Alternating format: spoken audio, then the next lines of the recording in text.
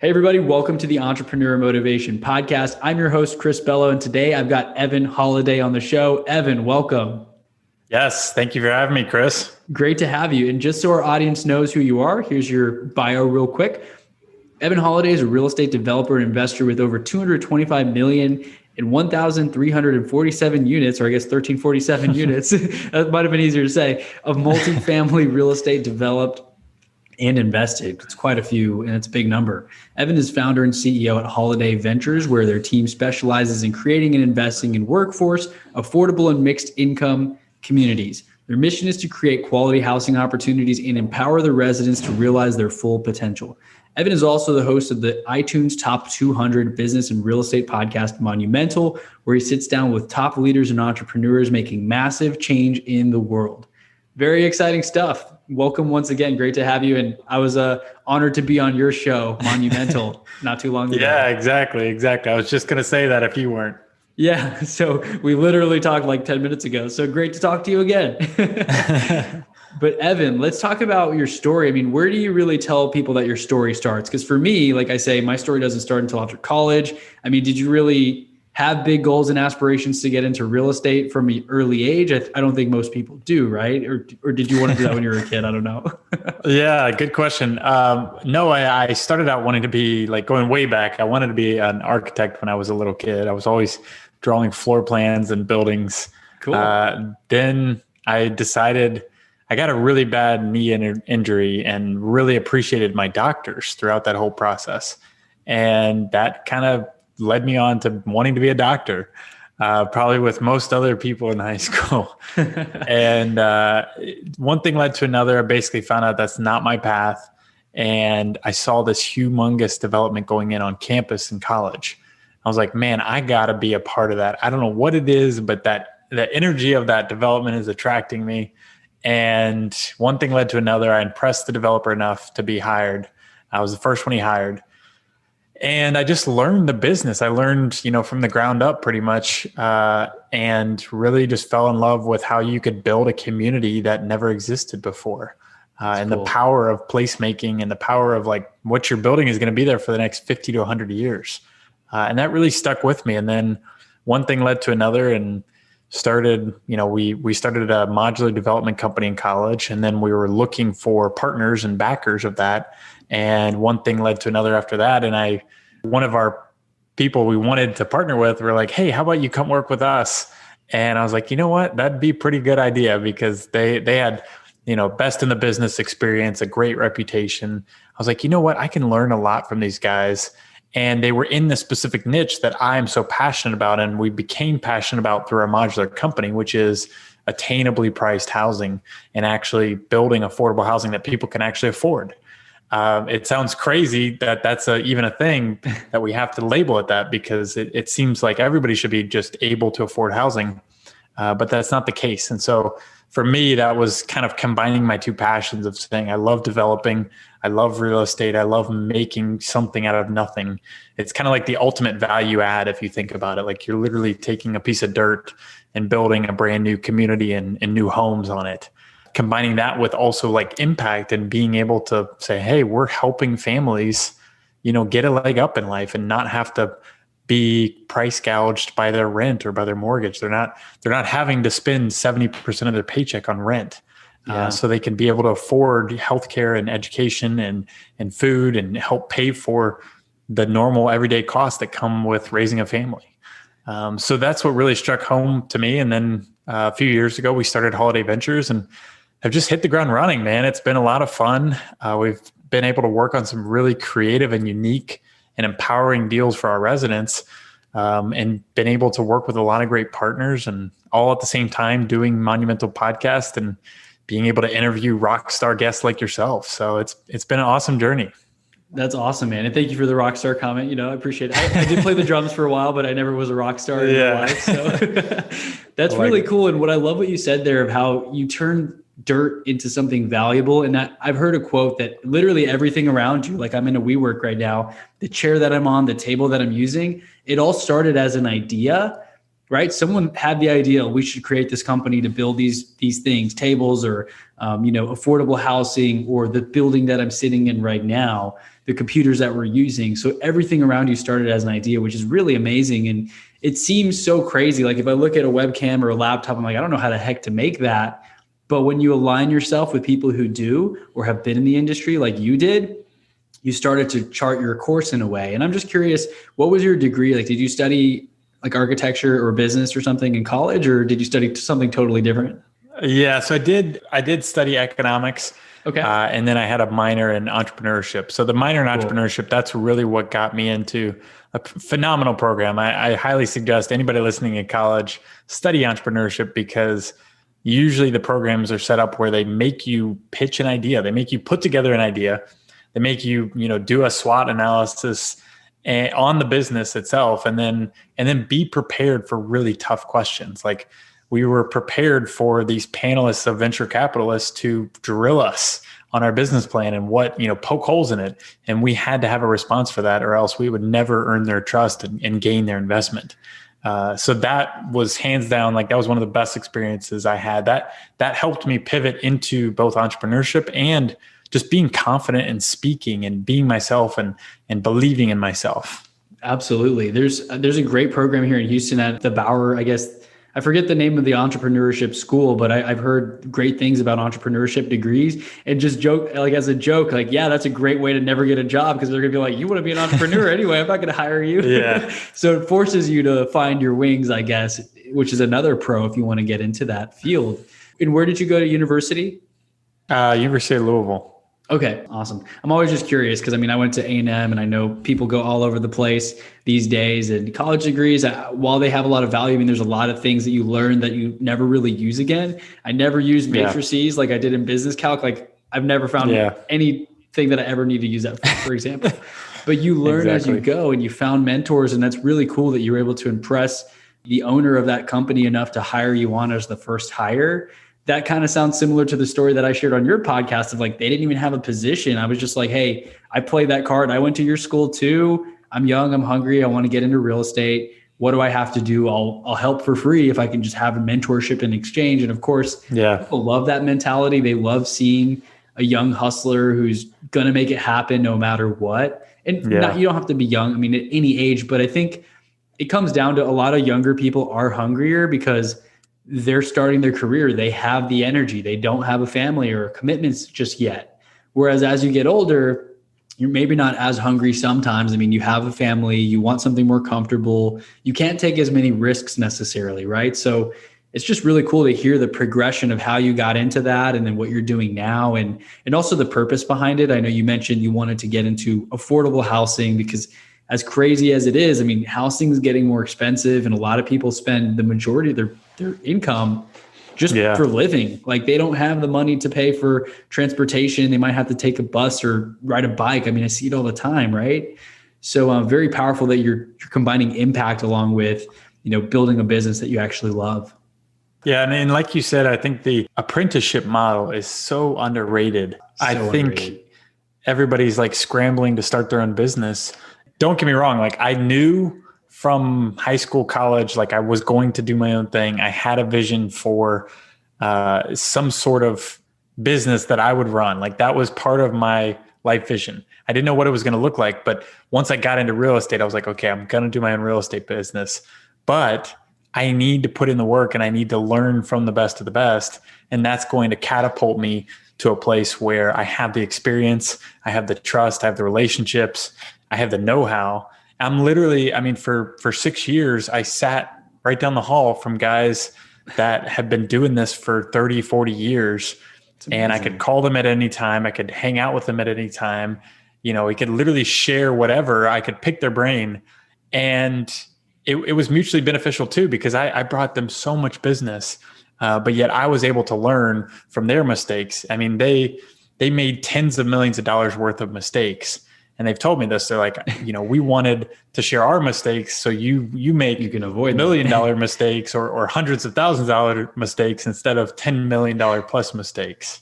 That is so undervalued, like you mentioned. And that a lot of people want to start on their own, but it's just, that's how I had my story with wholesaling. I started looking into how much really goes into marketing and what happens when you get a lead on the phone, and how do you have the conversation? And once you get a deal under contract, how do you sell it?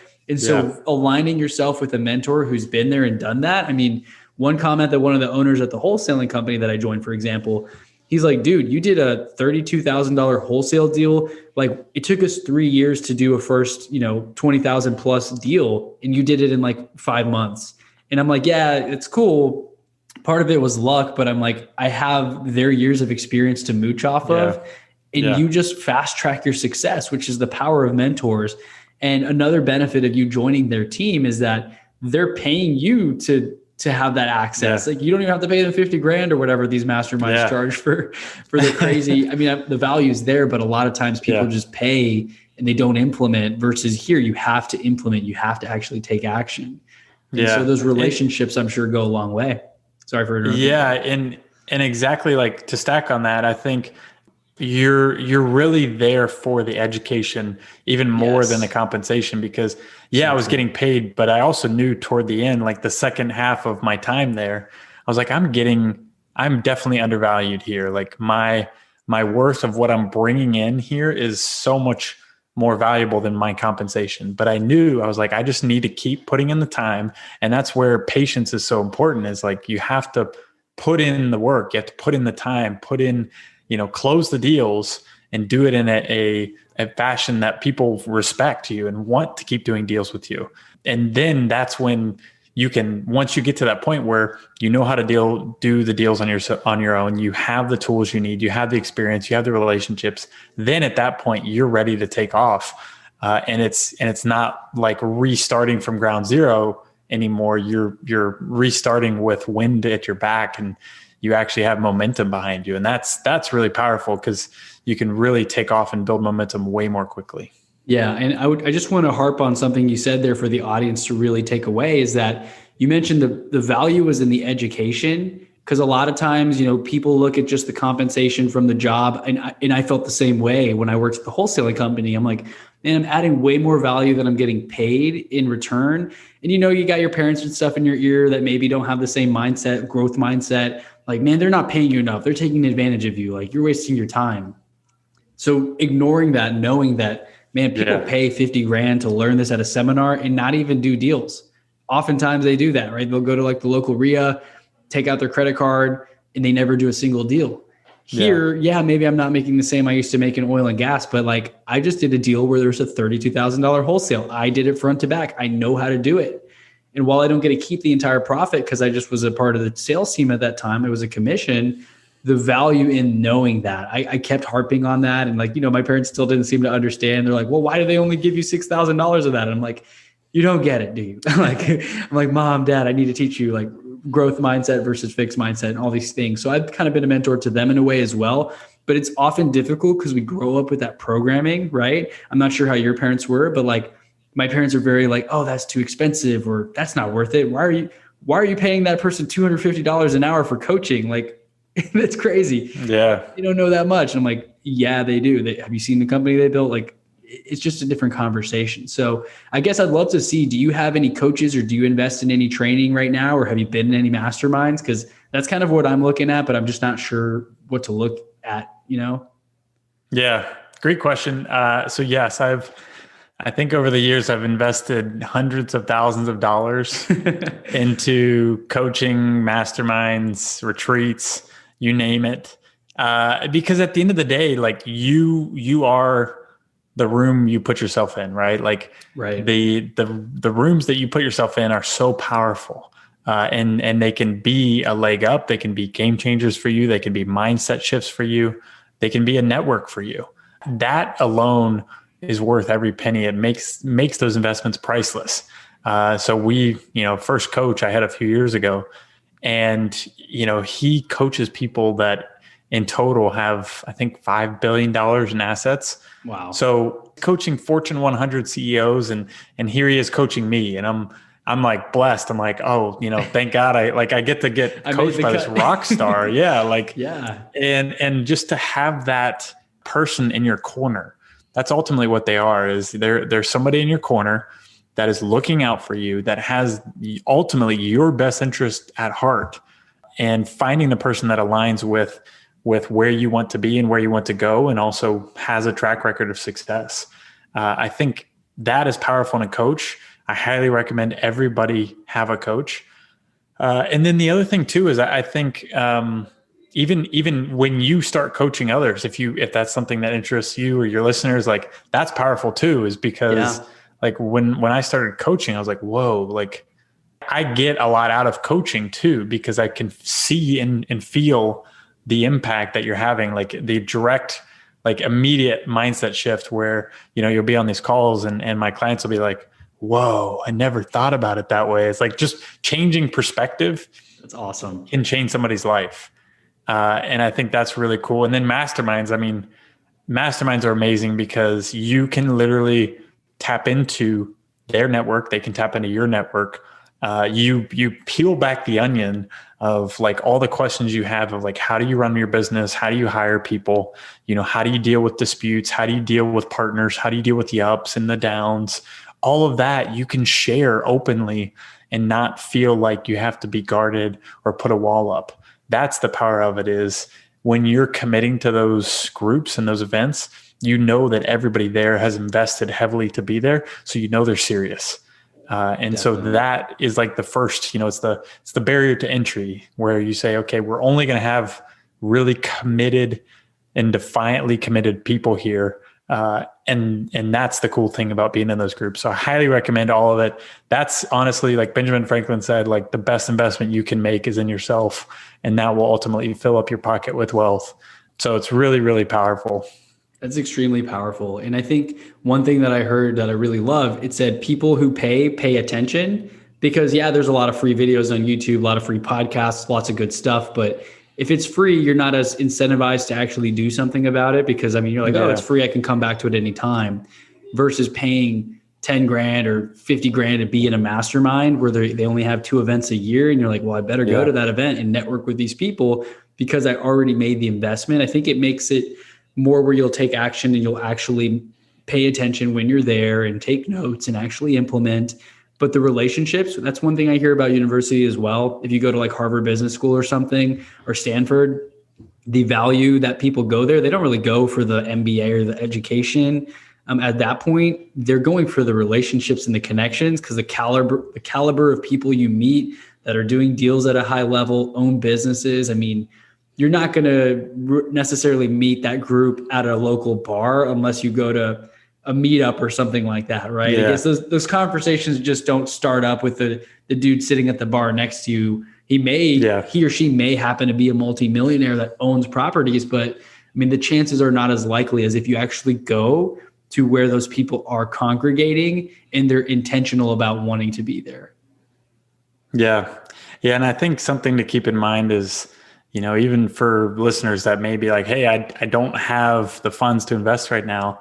There's cheap or free options to still network and to still mastermind. You don't have to pay to be in a mastermind. You can create your own. You don't have to, even meetups. Like meetups are awesome ways to find like-minded people in your community. And it also, going back to what we talked about on Monumental earlier, it builds thought leadership. It builds a platform. Which then allows you to connect with higher level people, because they're like, hey, I'd love to be, a speaker at your meetup, or I'd love to be on your podcast. And then that allows you to build your network and learn from the best of the best. Yeah. And you mentioned earlier, I'd love for you to share that story about, interviewing Elena Cardone and flying over to Florida, I guess. I'm assuming they were having their studio out there for your podcast recording. So if you could share that story, I thought that was really cool. Would love to share that with my audience as well. Just how having a podcast positioned you as an expert. Yeah, exactly. So what we were talking about was how I had gotten Elena Cardone. We're on our way down to Florida to go see her and interview her for Monumental, our podcast. And on the way there, I happened to run into in the airport one of my dream 300 guests. It's our top 300 people that we want to have on the podcast. And it was Coach Michael Bird, who was previously a speaker at 10X Growth Conference. And I was like, I got to talk to him. And I walk up to him. I said, hey, we start talking. I tell him I'm going to interview Elena Cardone. And he's like, how do I get on the show? He's asking me. He's like, literally turns the script on upside down just by having that platform and that social proof of having somebody he knows, likes, and trusts on the show. then immediately it's like, it flips the script of saying, okay, well, I want to get on your show. How do I get on? Like, is there an application? What do I got to do? Right. That was amazing. And he immediately texted me, like, as I was getting on my plane, he's like, hey, this is Coach Burt. Like, here's my assistant, check in with her and let's get it scheduled. I was like, whoa, that was fast. I was like 5 minutes later. And that's the power of podcasts. That's the power of building your network. It allows you to mastermind for free, pretty much, Yeah, you have access to individuals that you might not otherwise have access to. And also but you might have to pay thousands or hundreds of dollars, depending on who they are, at what level they are. I was talking to a friend about this, and I said that one guy was trying to get on my show. He had a little video on his website saying, hey, these are the kinds of shows I go on. But he had an option. If you want to hire me for consulting for your company, I charge $25,000 for 6 hours. And my friend was like, man, like, who would pay that? That's ridiculous. I'm like, dude, people pay that. This guy has pictures with Richard Branson at like Necker Island, and he's at that level where he can add the value. Yeah. And it's just crazy to think about. But I don't know, if you've never paid that, or you've never seen the value of what that person can offer, I mean, it's just crazy to think of. But as you level up, you start to play in a bigger pond, I guess, bigger fish, making more money, making more impact. And that I want to be at that level where I'm like, oh yeah, 25 grand for 6 hours. All right, let's get you booked for next week, or be able to do that. Right. And I know you said you coach some students as well, some of your podcast listeners. Do you have like group coaching or one-on-one, or a combination? Yeah. So we used to do one-on-one coaching. We've basically segued into doing group coaching, where it's centered around affordable development and being able to get into affordable housing development. Okay. So the program's called Affordable Development Mastery. You just go to that.com and you can learn more about it. But it really takes you A to Z, how to do what we do in affordable development. And really, like we said, like the cool thing about it is, like, our students are taking action. Like, they are very serious about this. They're committed to it. And they're taking what advice and what we've learned, the trials and tribulations of, doing over 1,400 units. They're taking that knowledge and putting it to work right away. So it's really cool. And it's also part of our bigger mission of, we're like, hey, how can we actually make a dent in affordable housing? Hey, light bulb, let's empower and educate others how to do it. And then they can help spread the word across the country. That's awesome. That's really thinking outside of the box, because I mean, I guess I've heard it said that, sure, if you volunteer to hand out sandwiches at the homeless center, you're making an impact, but it's only you, versus if you just make more money and you build centers that do that, and you bring on people to be raving fans and do the same thing, you're making more impact at scale, instead of just volunteering your single person time on a Friday for 2 hours. That's great. You're making a difference. You're helping a few people out, but how do you do that at scale? So that's a very creative way to get others to also become successful and make money for themselves while making a positive impact. They're not gouging people. They're creating affordable housing, right? So really love to hear the impact that you're making. And again, like I mentioned at the end of my interview on your show, it's a great reminder to me and to my audience that you can't just focus on yourself. You have to actually focus on helping others, right? Because it's too easy to get caught up in, well, I'm good, my family's good, we're making more money than we've ever made in this pandemic, or whatever the case may be. And really just stop to think about other people. Like, well, what if you weren't doing well? How do you lend a helping hand to someone who's in that position? And maybe they're just stuck. They don't know what to do. They can't see the solution like you would see it. And I love what you said there about seeing the shift in someone's thinking. That is so powerful. Like you read it all the time, and like a quote in a book, it seems like common sense, but the way that it's said, it hits you in that place where you just have that breakthrough in your thinking, which helps you see things in a way that you've never seen before, right? It's like getting those glasses when you get a new prescription. I don't know do you have LASIK or contacts or anything like that? No. So first of all, I'm jealous. I had LASIK because I had terrible eyesight, but I guess the point I'm trying to make is for anyone who's ever had glasses, where if you don't have any glasses or contacts and you can't see, it's blurry, that feeling of when the doctor puts the little tool or whatever, and you can see perfectly, and you're like, wow, I didn't even know that you could see this clearly. Yeah, exactly. It's a completely new way of looking at things. So very powerful. And your podcast I love that you share that story too. You're able to connect with amazing individuals. And Likewise, I mean, great to have you on the show, rock star guest. I guess there's some similarities in our conversational flow for our shows and what we're focused on. I guess I'm more on the real estate agent side, whereas you're developing affordable housing, quite a few units, over 1,400. It looks like the bio, you're going to have to keep updating the number. Yeah, right? Exactly. So what's your main focus for 2020? Always changing. Always changing, yes. And that's great. Always evolving, right? Like the podcast numbers, the downloads are going to keep going up too. Yeah. But I wanted to see what's your main focus for 2021 and beyond. Like I know we talked about goals and vision. Do you have something or like your 5-year plan, 10-year plan? Is that what you look at every morning or something like that? Yeah. So we have a couple different tools that we do to goal set. We actually, our whole business, Holladay Ventures, is built around the entrepreneur operating system, which is Traction. Gino Wickman. Yeah. Phenomenal book. Read that as I was starting Holladay Ventures, and I'm so glad I did, because it basically helped me build the business plan, build the game plan, and build the vision. Yeah, exactly. Up front. So we could start day one instead of kind of, running around with our head cut off, not knowing where to go. We knew exactly where to go.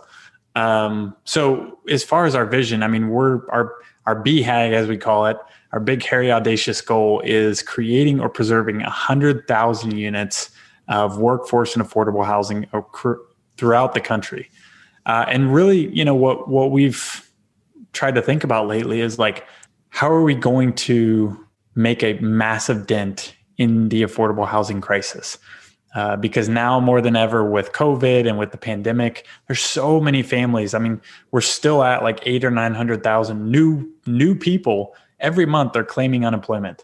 Imagine the amount of people that are impacted and in need of affordable housing.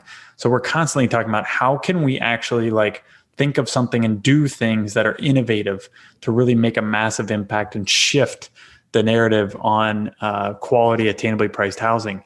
So that's the big, hairy, audacious goal. And so how do we get there? It comes down to setting like 5-year, 10-year, 3-year, 1-year goals. And so really this year is basically, we're in ramp up mode. We're in team building. We have our accountability chart, which is basically like an org chart, but it says, hey, this is what everybody's accountable for.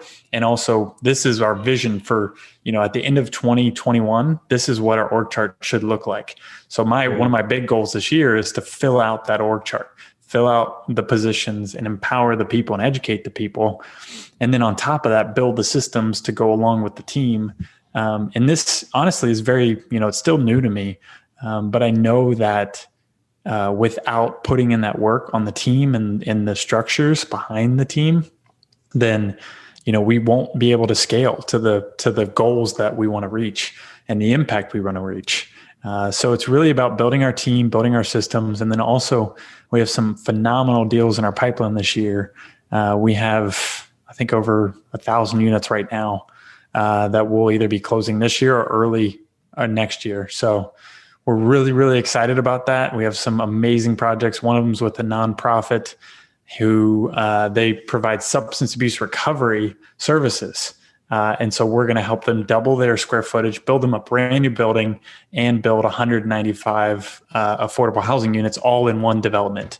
And it's right near downtown Nashville. So just doing cool projects like that. We're working on another one that's mixed use, where we're going to have some retail, we're going to have some live work units, and we're going to have 300 units of workforce and affordable housing. So just doing fun projects like that and growing our team so we can start doing this all over the country. That's really this year's goal.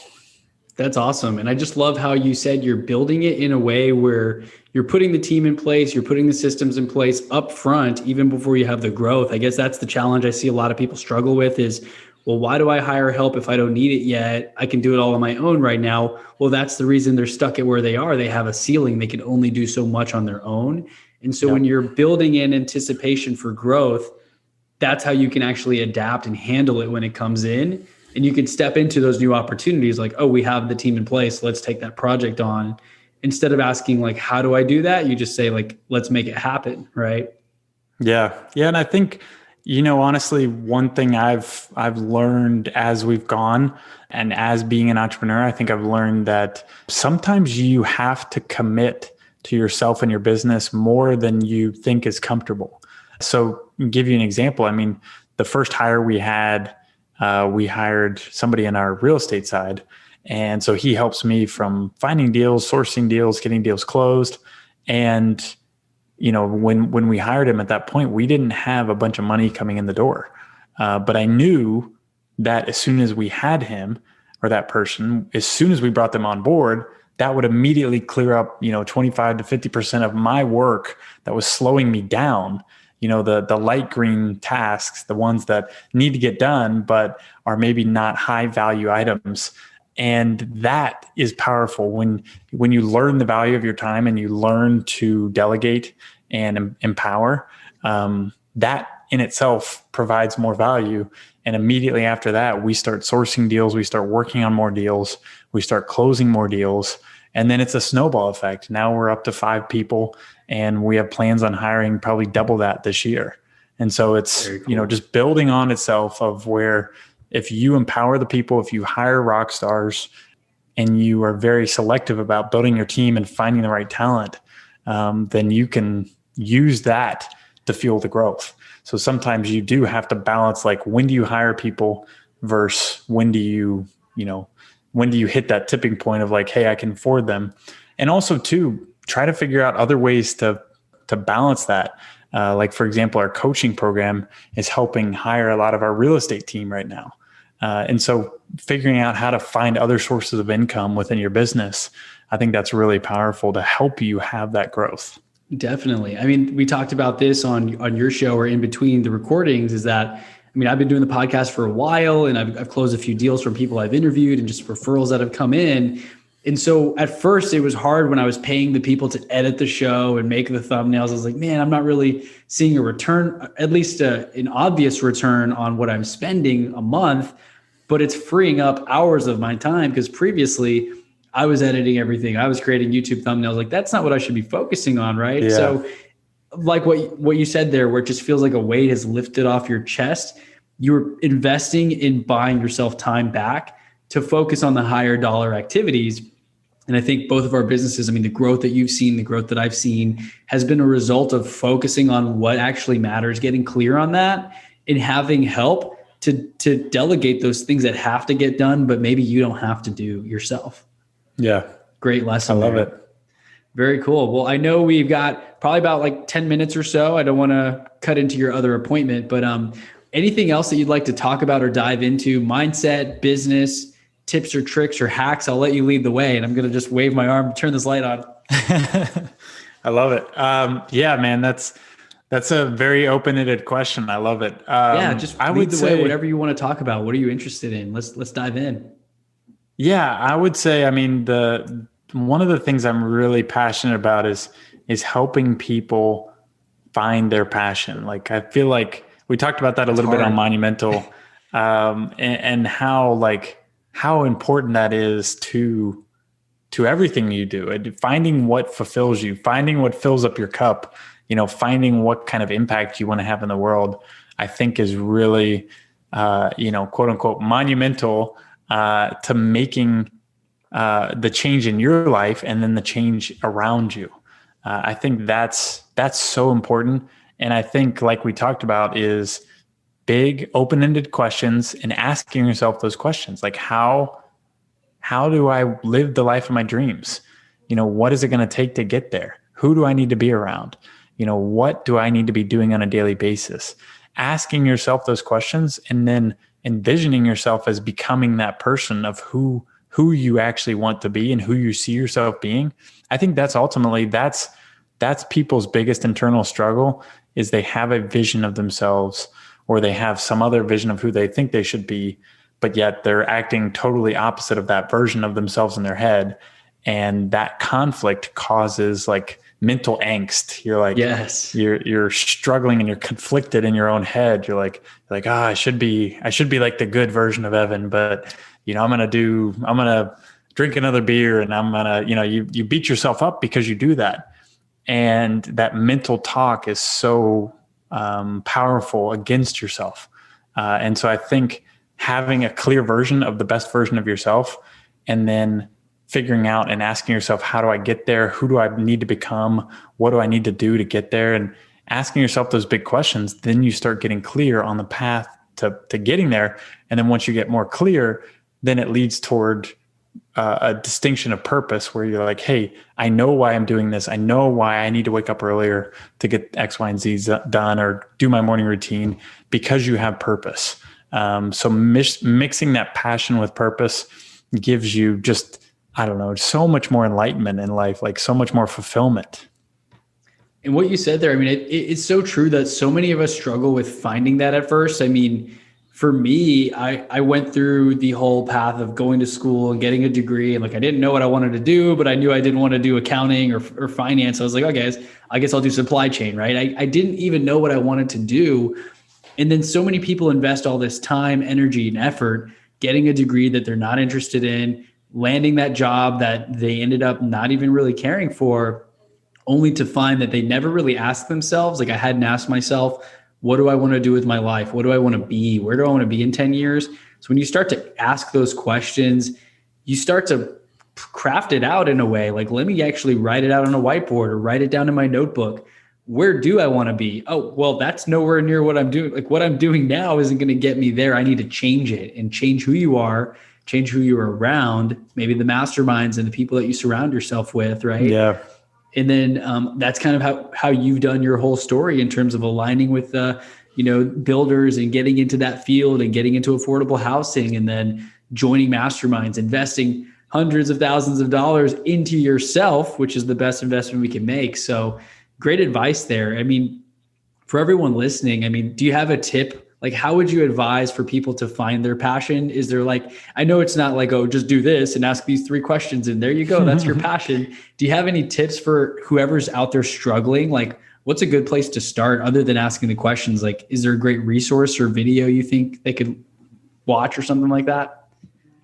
That's a great question. I think ultimately everybody's going to have different videos that resonate with them, different podcasts that resonate. Obviously, they love the Entrepreneur Motivation podcast. But I would say your podcast, Monumental. Yeah, there you go. Yeah, I would say it really comes down to one, like we talked about, setting aside time. Like, for example, my fiance and I, we love to go hiking every Sunday. That's our ritual. That's like our version of church. You know, it's like we get to clear our minds. Go out into nature. Yeah, go out into nature, no phones, no distractions. And we just talk about whatever comes up. We talk about problems we're facing. We talk about big goals. We talk about, I don't know, philosophy. We talk about everything. In itself is a lot of fun to just get clear on and connect with ourselves, connect with each other. But finding time like that for yourself, I think, is really powerful. And not being afraid to, I think, putting aside the phone is one of the most powerful things you can do. It's difficult at times. Like, you just the force, it's calling your name. Yeah. It literally, like, it pulls you in, it sucks you in. It's like a vortex. And I'm victim to it too sometimes. I mean, but I think if you have dedicated time, like my time is every Sunday, I minimally use my phone. Like, I basically just use it if I need to, if I absolutely need to. But I basically just try to keep it away from me. I try to put it in another room, or I try to put it at least 8 feet away from myself. So I know that I can't pull it up, or I know it's like a good reminder to, like, hey, don't mess around with your phone. You don't need it every single day of this week. Give yourself a break. And then I think that gives you the time, like we talked about, to clear your head and to talk to yourself. Right. Because I think self-talk and self-conversations are powerful, because that ultimately leads to change in how you can see yourself. So I think that's probably the best place to start. That's great advice. And we talked about this earlier as well, is that it's so easy for us who get sucked into the vortex of our phone, and even self-development. I mean, audio books and podcasts, it's great, but it's so easy to just fill every dead space with audio in your ears. I always have my headphones in, listening to a podcast, learning, updating my stories about what I'm doing. Even if I'm going on a walk, like, hey guys, like, this is a great time to make a little story, right? So disconnecting completely and having that one day of the week, I love that, where you intentionally don't use the phone as much. Because when you have that quiet time to think, which a lot of us don't ever do, we always have a distraction in our hands at all times with our phones. you answer those questions in your mind, or you start to kind of make some connections that maybe you wouldn't have made if you were focusing on something else. Like even our podcast sometimes can be a distraction for those listening. Like take some time to yourself. For everyone listening, 10 minutes a week or 10 minutes a day, probably more, 10 minutes or more, meditate, think about it, brainstorm. And it goes a very long way in terms of just making sure you're going down the right path, I think. And being cognizant of like, what are you doing? Where are you going down right now? And does it align with what you want to do ultimately? Yeah. Yeah, exactly. I mean, every day that passes you by that you're not working on your mission or your goal or your passion is a day that you will never have back. And that's crazy to think about. But, each day we're like, oh, it's just one day, but they add up and we don't get them back. And so I think remembering that. Earlier. Yeah, I got to pull up my status. It just aligns with what you just said. I was like, oh, I know I need to not look at my phone. We just talked about this. But what I heard the quote said, what you do every day is simply your life in miniature. Like today is your life. And what you do every single day, that's your life. Like where you are in 10 years is a combination of everything you did every single day up to that point. Yeah. Sorry for interrupting you. I was like, no, I got to share this. I love it. Mic drop. Mic drop for sure. Well, let's not do that. These are kind of expensive, right? Yeah. Good quality mics. Well, man, Evan, I really enjoyed connecting with you and, having you on my show. Likewise, and being on your show. Very great ideas and concepts. And I think a lot of that is stuff that maybe listeners in the audience have heard before to some extent, but it's just a great reminder, like stop using your phone, take time for yourself, go on hikes with your fiance or your significant other, or even by yourself, talk to yourself. Yeah. It's okay. One hack that I've told people is like, have your headphones in. So when you're talking to yourself, you can record it into voice memos. You won't look crazy. You look like you're on the phone, but you're really talking to yourself, giving yourself ideas and maybe reminiscing on the week and talking about how you can do things better. So where can our audience go to connect with you, to learn more about you, to listen to your podcast? Is there like a great central hub? I'm assuming it's just evanholladay.com. Yeah, you hit it right on. One real quick thing I did want to say about the voice notes, because you reminded me. Yes. That's actually something I've recently started doing. It's so helpful. Is recording my thoughts via voice note. And then that in itself can become written content, or it becomes ideas for a video later on. I love that. And so that's the cool thing about voice notes. Like you just have an idea. You're like, oh, let me record that. Like that's what they did before phones and emails. They had little dictaphones and they would, all the famous people, Jim Rohn, all those guys, that's what they did. Right. That's something that I've shared that hack with my audience, but I haven't really implemented as much. I think I've only recorded like 2 times. So great reminder. I got to do that again more frequently. And then even Jim Quick talks about it. I'm listening on Audible to Limitless. And he said, record what your dreams were. Like they sometimes give you hints into things that may be answers to problems in your life. Like when you have a weird dream, record it. Like, what was it before you lose that thought? Oh, this happened and that happened. Like maybe it's an answer to something that your mind is seeking to solve in your sleep. So very good tip. But so evanholladay.com is a great site. I know that's cool. We went on that tangent because that's a great idea and great reminder to actually do that. Yeah. Best place to connect is evanholladay.com. That's the hub for everything.